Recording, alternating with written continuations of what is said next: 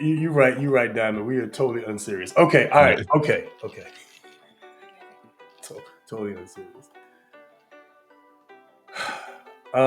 This video is talking about something way more serious about mental health and whether or not the hyper focus on mental health is helping or hurting. And I think this young lady has an interesting perspective here. And y'all know, of course, and before we even get started with any of this, let me be very, very clear.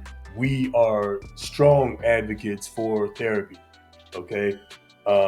Straight up, like, you know, if you especially if you feel like you need it, honestly, even if you feel like you don't need it, it's probably not a bad idea to go talk to somebody that, you know, a professional objective opinion. It's probably not a bad idea to do from time to time. Here we go. It's probably not a bad idea to do from time. Not yet. No. Not yet. Damn it. Okay, I thought I thought I heard something. That's how it's just, you know. Okay, my bad. It's me. You know. Not yet. That was my fault. That was a little bit of pre-cum. You know. Yeah. That was a little premature there. Yeah, my bad. You know. I got excited. You're so pretty. You're so pretty. You're so pretty. I can't believe this is happening. Hold on. This usually doesn't happen to me. Okay.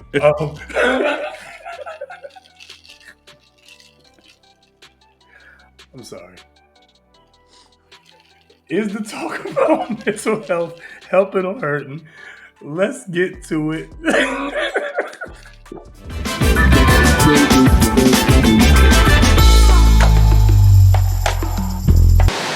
I'm not exactly sure how it's happened, but I'll give you my take on it, right?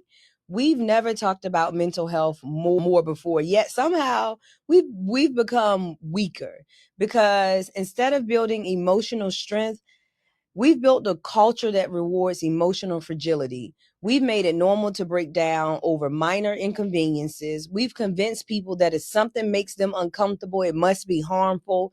We've created a world where feelings aren't just acknowledged, they're treated like the absolute truth. And we know that feelings are not facts. And here's what that looks like in real life. Discomfort is mistaken for danger. If a conversation makes you uneasy, it must be toxic. If a person challenges you, they must be unsafe. If a situation feels hard, it must be harming you.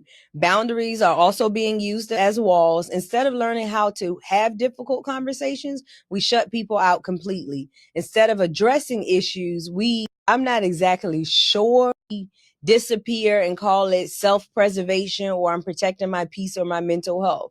Struggle is now being labeled as a crisis. We've also blurred the lines between real hardship and normal life challenges. And instead of navigating stress, we call everything overwhelming. Instead of working through difficulties, we assume that we're just burnt out. We protect feelings over growth. And instead of asking, what is this teaching me? We ask, how do I make this stop? Instead of allowing emotions to come and go, we obsess over them like they define us. We've created a mindset where people believe that emotions should be protected instead of processed. Life isn't going to tiptoe around you. The world isn't going to adjust itself to your emotional needs. We're sick people.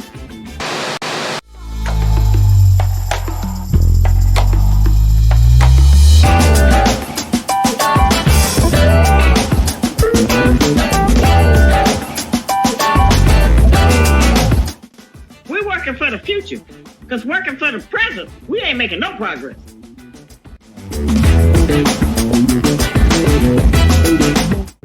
But we shall see. I could If be wrong. We shall see. if you stay ready, you ain't gotta get ready. Is all I'm saying. We ready. We ready. All right. So We ready. We ready.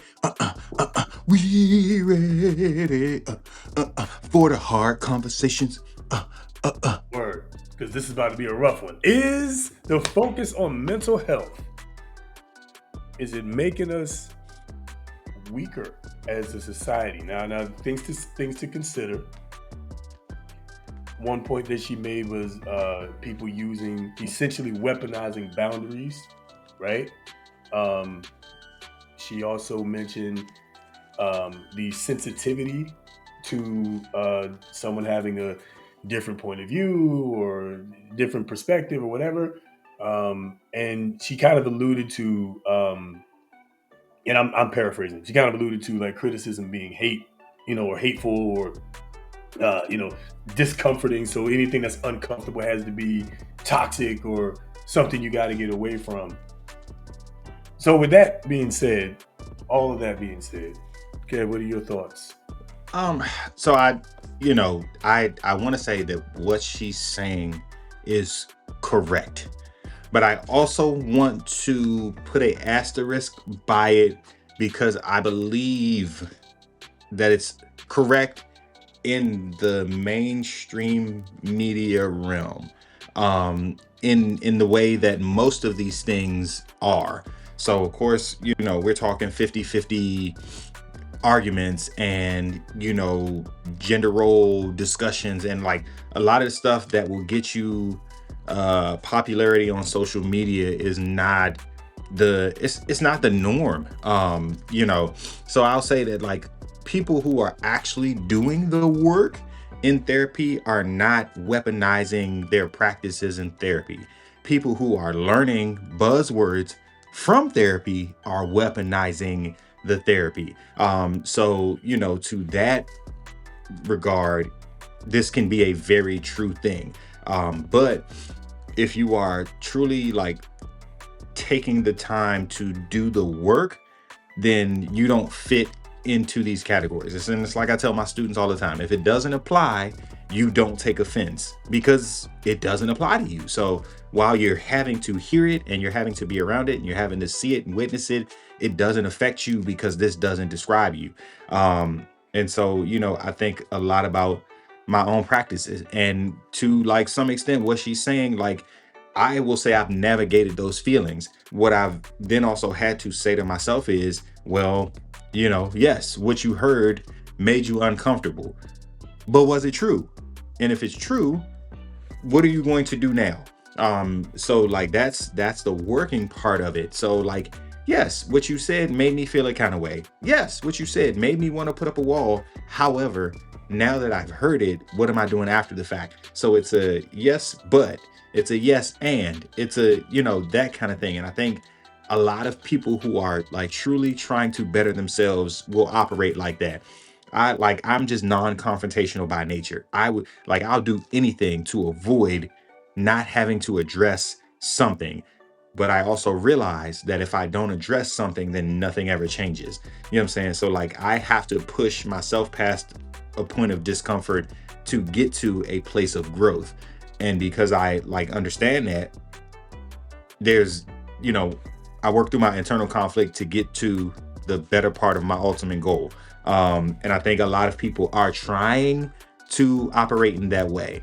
But of course, the attention is going to go to like what's most negative. So the person who went to therapy and like I said, heard some buzzwords is now going to pop up like, what you're doing has me triggered and I need to protect my peace and I can't be around you because you do this and you do that. Like they would rather avoid the friends, and I'm gonna call them friends because those are the friends you want. I'm gonna avoid the friends who call me out on my bullshit and hold me accountable and want me to be better and see what I can be for my yes men and my yes women and people who are going to validate and encourage my behavior. Like those, it's a very night and day difference.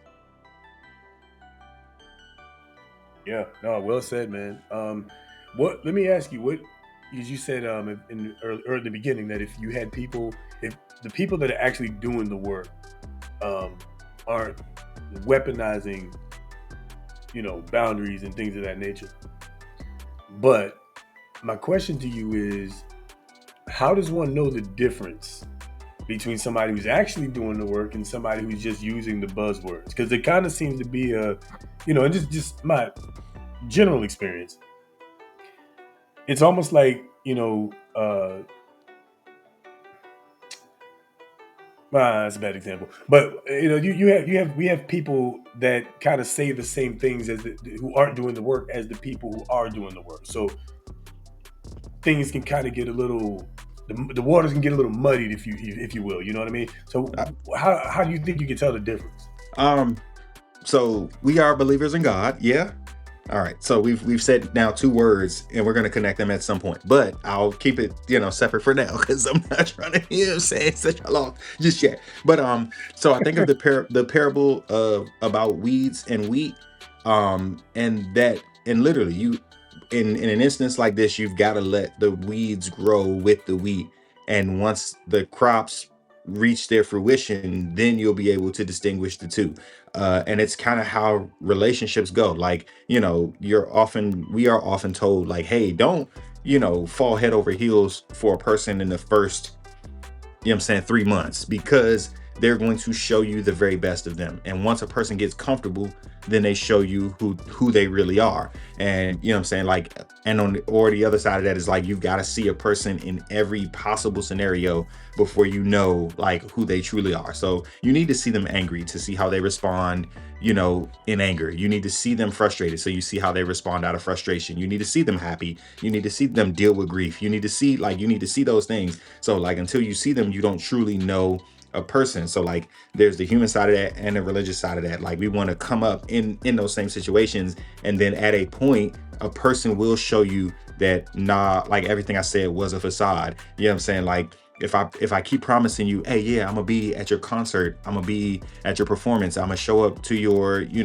like, conferences, whatever. If every time that happens, you don't, like, yeah, it sounded good when you said it, but like, you never actually have. So now I'm starting to see who you are. So like, everybody has to do their due diligence. Either the person who is making the promises and like presenting themselves in a certain way, and the person who is on the other side receiving those promises and hoping that the person shows up in the way that they present. Like, you kind of got to live with that. And that's also our time to be prayerful. Like, anybody that I come in contact with that I feel like is going to be in my life in a certain aspect that can affect me, I then start to pray about them. God, show me their true intentions. God, is this person right for me as a friend, as a partner? Like, and even, the people who come in contact with the people who I love and want to protect. God, reveal something about them that makes me know that they're a good partner to my friends,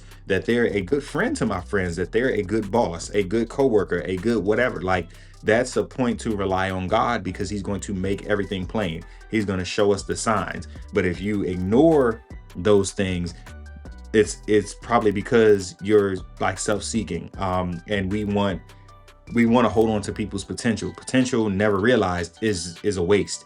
You know what I'm saying? Like, I can see all day that you can be, and you can achieve, and you can do this, and you can do that. But if you never put in the work to like get to that point, it is literally is wasted potential. So I think I answered your question, but it literally is a lot. Like you said, they look the same, but time reveals people's true intentions and true motives and true, character and true identity. Like, you're gonna find out at some point.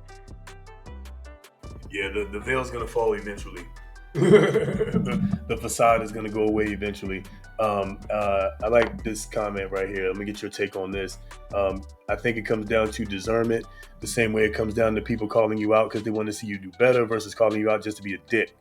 What are your thoughts on that? That, again, like, people who want to be a dick, we call them haters. And again, that's looking at how people like come at you. And I like take the meme approach because it's lighthearted, but those things are like very true. And it was something to the effect of, if you got a friend who always refers to what you're doing as your little whatever, like, oh, that's cute, your little business, your little your little project, your little assignment, your little degree, your little, like, what I'm saying, those aren't the people that are for you. You know what I'm saying? Because there's nothing little about what you're doing. Like, people who are like striving for more education are doing that with, you know what I'm saying, by taking out loans or, fighting for scholarships or whatever the case may be. So there's nothing little about that achievement, and you're overcoming everything that you had to deal with along the way to get to the degree point. There's nothing little about that. If you're doing a business, you had to come up with a proposal, you had to secure the finances for it, you had to get somebody to like believe in your prospectus to support your, like, there's nothing little about that. So like, to have somebody refer to your whatever as a little something is like, that's a hater. So those people aren't really for you, you know what I'm saying? But again, like, the people who are like challenging you to do better and be better, most times they're not just challenging you, they're also coming to you with solutions. Hey, I noticed that you are doing X, Y, and Z, you know what I'm saying? One, that's not in your best interest. I think you should look into, you know what I'm saying, blah, blah, blah, blah. And like, you know what I'm saying? So like, I'm not just chastising you. I'm not just shooting you down, but I'm also trying to figure out how to get you to that point that you're trying to get to. Because like, when you shared that vision with me, when you, like, I could see your desire for it. So I do want better for you, but I want it to happen the right way, you know what I'm saying? And so like, I think that that's where we start to, see the difference in those two. Well said. Well said. Well said.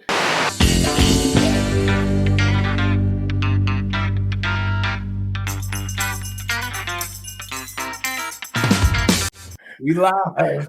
We live.